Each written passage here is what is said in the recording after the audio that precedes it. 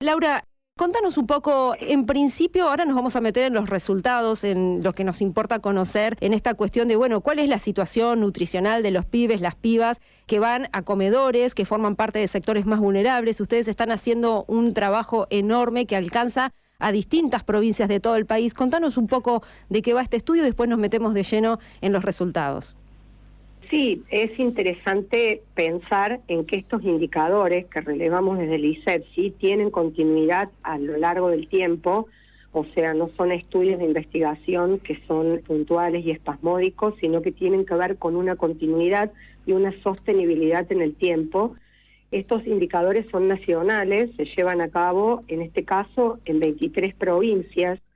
Tiene que ver con un monitoreo de la situación nutricional de niños, niñas y adolescentes de 0 a 18 años, lo que nos permite identificar situaciones de malnutrición, fundamentalmente apuntando a, primero, que sea un insumo para el mejoramiento de las políticas públicas y, fundamentalmente, interpelar la efectividad o no que están teniendo los diversos programas que apuntan a reducir la inseguridad alimentaria. Claro. En este sentido, el estudio, arrojó resultados respecto al porcentaje de las infancias que están atravesando una situación compleja, ¿no? Sí, nosotros venimos relevando desde el ISEPSI que hay un 40% de estos niñas y estas niñas que nosotros estamos monitoreando que se ha cronificado su situación nutricional en la malnutrición. Esta malnutrición tiene una característica particular, ya que lo predominante son los indicadores por exceso. Estamos hablando de que hay un predominio de la obesidad y el sobrepeso por sobre el bajo peso.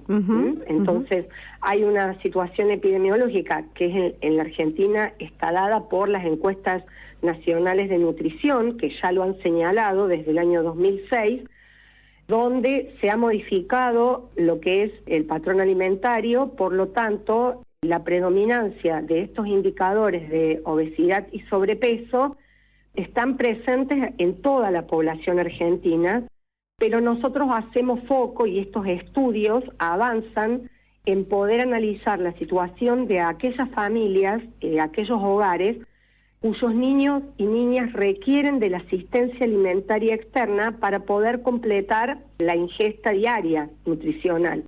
Nosotros no hacemos una investigación a nivel poblacional en general, sino que llevamos adelante el monitoreo en comedores y merenderos en barrios populares. Claro. Por lo tanto, esto nos permite poder tener una focalización en relación a aquellas familias que están atravesando una situación de pobreza y de indigencia. O sea, sus ingresos no les permiten, en el caso de las familias que están por debajo de la línea de indigencia, no les permiten acceder a una dieta equilibrada.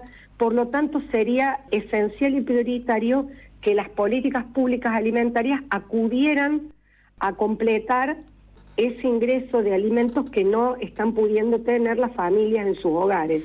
¿En qué se basa comúnmente la alimentación de este sector de la población? Bueno, ahí el inconveniente que nosotros vemos, que estos límites en el poder adquisitivo de estas familias hacen que nosotros hemos realizado un estudio el año pasado, en agosto, donde hemos convocado a 31.000 familias para consultarles sobre cómo estaba siendo el acceso a los alimentos. Hay una situación de inseguridad alimentaria en el casi 70% de estas familias a nivel nacional, lo cual está hablando de un déficit en la ingesta de nutrientes básicos. Claro. O sea, nosotros cuando hacemos esta encuesta, lo que hacemos es consultamos sobre el consumo de los grupos de alimentos y la frecuencia de alimentos que son fundamentales para tener una dieta equilibrada, saludable. Y tomamos como base la guía alimentaria, el manual para la población argentina del Ministerio de Salud de la Nación. Ahí se indica cómo debería ser la ingesta en cuanto a los principales alimentos, a los grupos de alimentos, y se plantea la frecuencia. Claro. Entonces, nosotros, ¿qué advertimos ahí?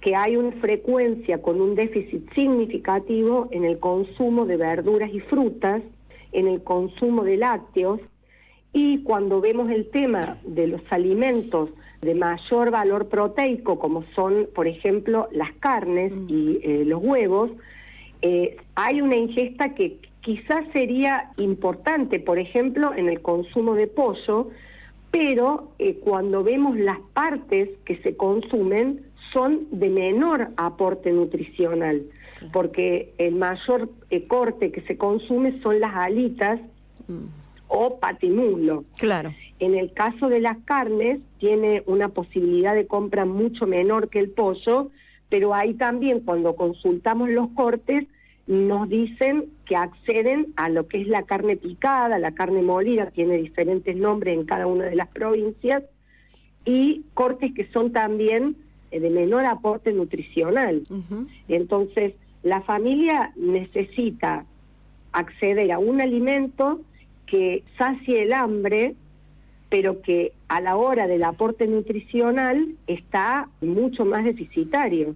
Entonces, las cocciones, fundamentalmente estamos hablando de los guisos, constituidos fundamentalmente por arroz y fideo, y con poco aporte nutricional. Por ejemplo, el consumo de huevos indicado por las guías alimentarias es muy deficitario, sabiendo que es un alimento que debería tener un aporte diario, por ejemplo, para niñas, niños y adolescentes.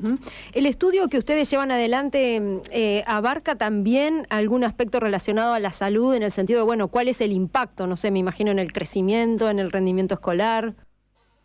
Sí, nosotros hemos intentado en este estudio del año pasado tener una mirada multidimensional de qué está sucediendo con, por ejemplo, el acceso al turno temprano, a la vacunación, ¿sí? Fundamentalmente lo que estamos intentando analizar son datos que nos permitan interpelar la política sanitaria y que levante barreras para el acceso. O sea, todos nuestros estudios, tanto el de situación nutricional como este que es acceso a derechos, se complementan con un indicador principal que es el índice barrial de precios. Claro. Nosotros planteamos que hay un problema fundamental en el caso de la alimentación que no tiene que ver con una situación de falta de información o de educación alimentaria. Está bueno el punto. Tiene que ver fundamentalmente por la determinación de los ingresos y del poder adquisitivo. Claro, claro. Entonces se trata de familias que no logran acceder a tener el costo de la canasta básica. Nosotros con el índice barrial de precios lo que hacemos es analizamos cuál es la variación de precios en los mercados de cercanía, en el barrio, porque en general nos parece fundamental esa mirada, ya que los precios en los mercados de cercanía se incrementan en relación a, por ejemplo, los de las cadenas de supermercados, ¿no? Claro, donde ahí hay precios justos, por ejemplo. Claro, la variación mensual, por ejemplo, de marzo nos da 8,97, pero tenemos que pensar ahora, el viernes el INDEC va a presentar los resultados del IPC, de los precios al consumidor. Sí. Nosotros, por ejemplo, el mes anterior, a nosotros el índice barrial de precios nos dio un incremento del 13,8, y, por ejemplo, el IPC le dio un incremento general de los precios al consumidor de 6,6%. Cuando nosotros desagregamos esos porcentajes, vemos que en alimentos es mayor el incremento, es 9,8%. Claro. ¿Sí? Entonces es importante, nosotros así como tenemos una mirada sobre la situación de esas familias que acuden a comedores y merenderos, también en el caso de la variación de precios, miramos los negocios de cercanía, que es donde las familias de los barrios más vulnerables están determinadas a acceder a la compra de los alimentos cuando no disponen de grandes ingresos, por ejemplo, para hacer una compra mensual en aquellas cadenas de supermercados donde quizás están los precios justos o hay ofertas, ¿sí? Tal cual. No tal todas cual. las familias disponen de ingresos suficientes como para poder acceder a la compra en esas cadenas de supermercados. Y Laura, todo este material, este trabajo profundo, digamos, ¿no? Tan preciso, que da cuenta de una dimensión y de una realidad, también, reitero, muy precisa, muy ajustada a las circunstancias, presentan esto como insumo al Estado, a los distintos estamentos del Estado, para que mejoren efectivamente su política alimentaria. Pienso en la tarjeta alimentar y en otras políticas públicas que desarrollan para justamente garantizar el derecho a una alimentación como corresponde. Nosotros, por supuesto, que estos informes se publican y se presentan a las autoridades, digamos. Sí es importante mencionar que el estado de situación o el diagnóstico de la situación nutricional no es algo que aparece en este último año o posterior a la pandemia. Es una situación que se ha cronificado y que está como instalado en el 40% de malnutrición en este grupo de niños, niñas y adolescentes, y que sí lo que nos preocupa es que esta cronicidad no tiene correlativamente una respuesta en lo que hace a políticas alimentarias que sea efectivo. Y aquí entonces tenemos que hablar de otra problemática, que quizás hay una voluntad en cuanto a hacer aumentos permanentes de los valores de la asignación universal por hijo o de la tarjeta alimentar, por ejemplo. Ahora, lo que sucede es que hay un factor que es determinante, que es el proceso inflacionario, que aumenta en forma desmedida y espiralada, y que eso hace que todos los aumentos que se han producido sean absolutamente escurridizos en cuanto a que se van por la rendija del aumento de precios. Entonces, es un proceso que no tiene límite para poder medir la posibilidad o no de una mejora en el acceso a un alimento nutricionalmente adecuado, porque como hay aumentos permanentes, pero estos aumentos están corriendo atrás de la inflación. Absolutamente. Entonces hay una situación que debería ser rápidamente ponerle un límite, un tope, que es el proceso inflacionario, porque si no, los esfuerzos presupuestarios en el aumento de las políticas públicas alimentarias, por ejemplo, no son efectivos, ya que solamente lo que hacen es correr atrás de los aumentos de los precios de los alimentos esenciales. Entonces, esa es una situación importante a tener en cuenta y que debe ser interrumpido en forma urgente. De lo contrario, todos los esfuerzos presupuestarios no van a tener un efecto en el mejoramiento, por ejemplo, de la situación nutricional que están atravesando niños, niñas y adolescentes de los hogares más humildes. Muy clara, Laura. La última, van a estar haciendo esta presentación formal en poquitos días, ¿no? El 26 de abril. Sí, el 26 de abril a las 17 horas vamos a presentar los resultados 2022 en la Facultad de Medicina. Bueno, es muy interesante poder contar con la presencia amplia de todos aquellos que les interese conocer con más extensión la propuesta, y también allí vamos a trabajar un poquito este tema de cómo debería ser una canasta saludable, porque hablamos de malnutrición, pero nosotros conocemos el valor que establece la canasta básica de los 57 productos que el INDEC mide. Ahora, ¿cómo está esa canasta en relación a las recomendaciones que hace el Ministerio de Salud de cómo debería ser una alimentación adecuada, nutricionalmente adecuada y de calidad? Hay ahí una distancia.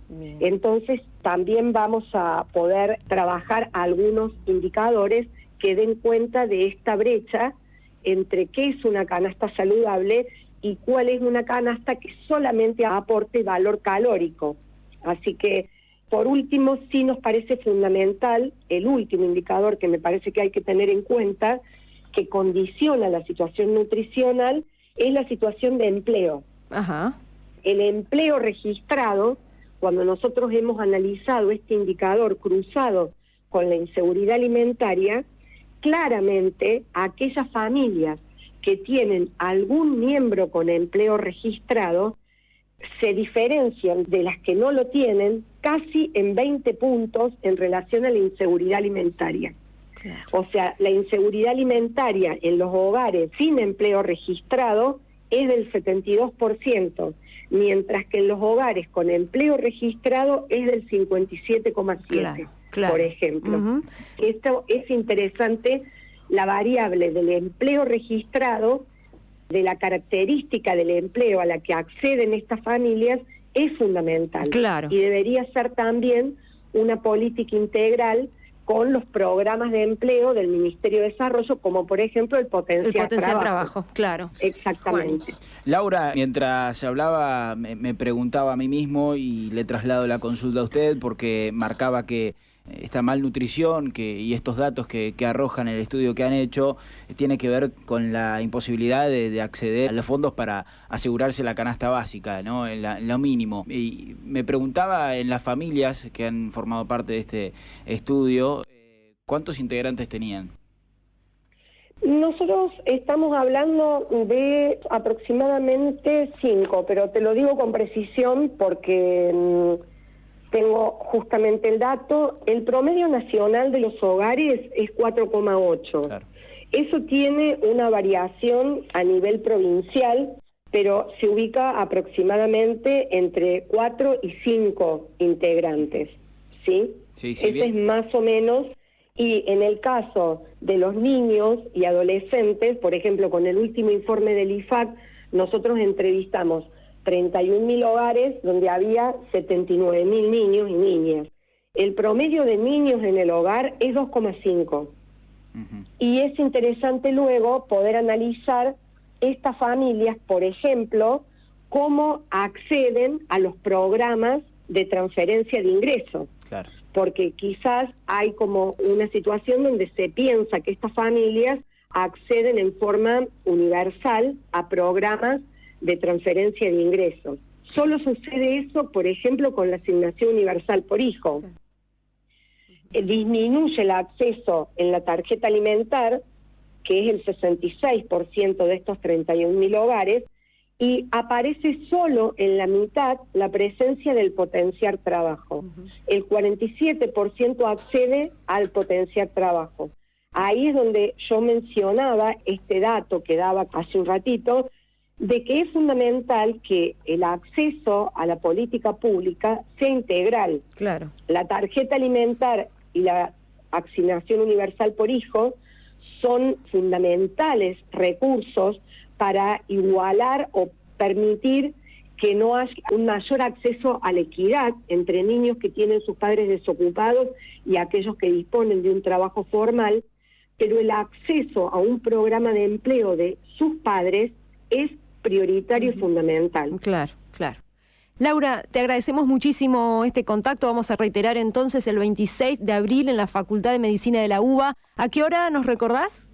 17 horas. 17 horas. Se va a estar presentando. Toda la información de nuestros indicadores están en nuestra página, isepsi.org.ar, y bueno, nos interesaría mucho quienes quieran visitarla para poder tener una mayor información de los indicadores que producimos desde Libres del Sur.